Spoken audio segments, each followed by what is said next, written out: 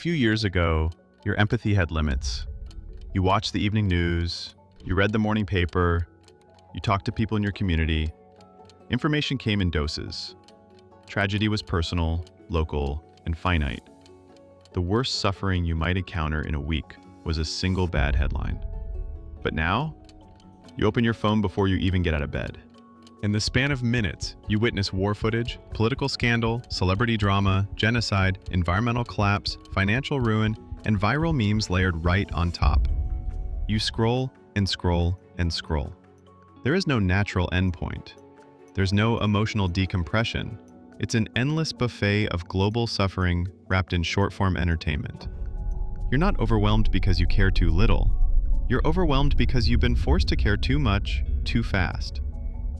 This is not information anymore. This is hyperstimulation. This is doomscrolling, a collapse of your emotional system. And most terrifying of all, it's designed that way. The term doomscrolling entered popular use during the COVID-19 pandemic. Stuck indoors, millions of people fell into the habit of endlessly consuming bad news. Infection rates, death tolls, political collapse, economic disaster, climate emergency.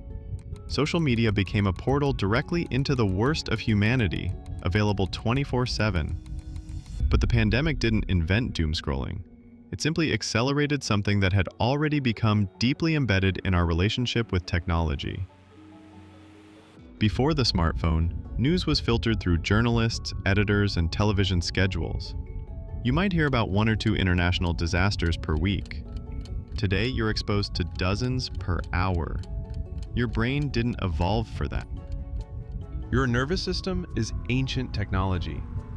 It evolved to process stress in small, contained doses. The danger of a predator, the illness of a family member, the grief of losing someone you love. You were designed for empathy inside a tribe of maybe 50 to 100 people. Now, you're watching genocides on one side of the planet, celebrity divorces on the other, and political riots in between. Not because you choose to, but because your phone delivers all of it, all the time, for free. Your brain wasn't designed to witness every crisis on Earth all at once.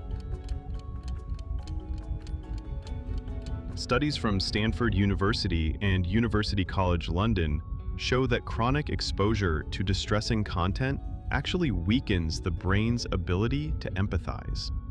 The amygdala, responsible for processing fear and empathy, starts to blunt its own response as a defense mechanism. This is not cruelty.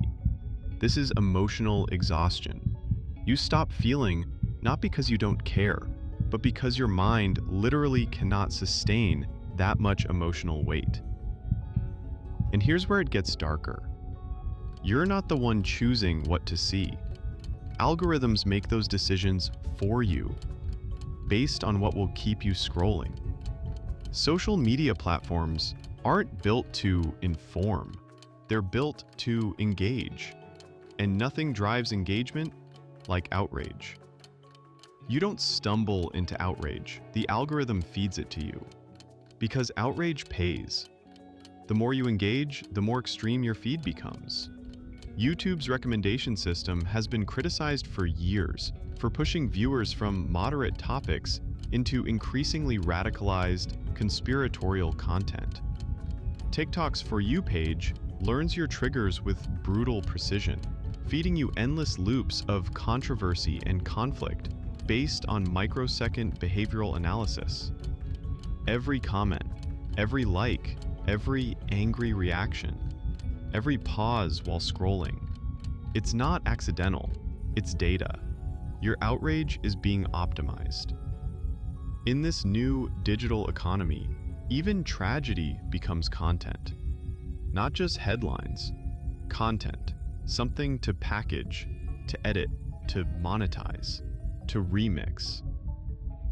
Footage of bombings is edited into TikTok montages synced to trending songs. Refugees fleeing war zones appear as background images for influencer vlogs. We've reached the point where genocide and memes share the same screen, sometimes only seconds apart. When Russia invaded Ukraine, thousands of viral clips emerged.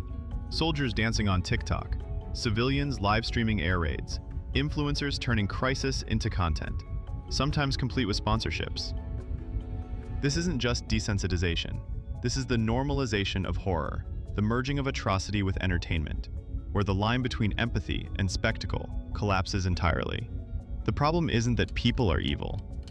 The problem is that the machine rewards those who can package pain into views.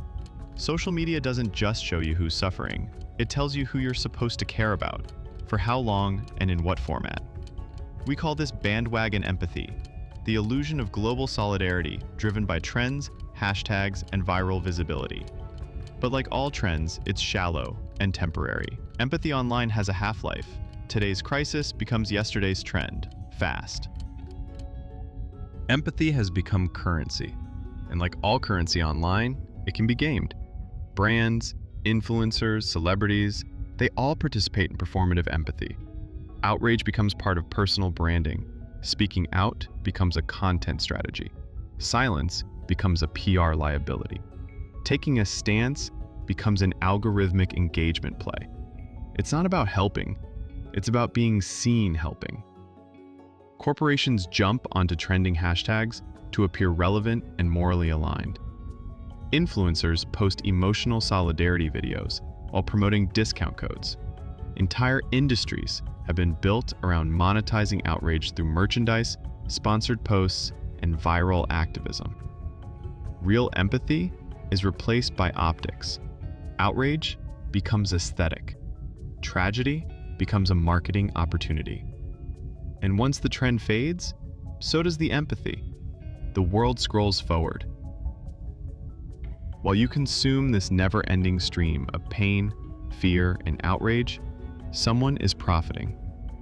Your heartbreak isn't wasted, it's harvested. Every like, every comment, every hesitation before you swipe away is data.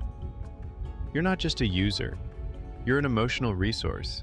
The more you scroll, the more you feel, the more you react, the more they profit. The system doesn't want you to feel nothing. It wants you to feel constantly, but shallowly, so the machine keeps spinning. You can't fight the algorithm directly. You can't out-hack trillion-dollar companies, but you can resist becoming a passive participant. You don't have to quit the internet, but you have to relearn how to feel. The solution isn't disconnection, it's conscious consumption.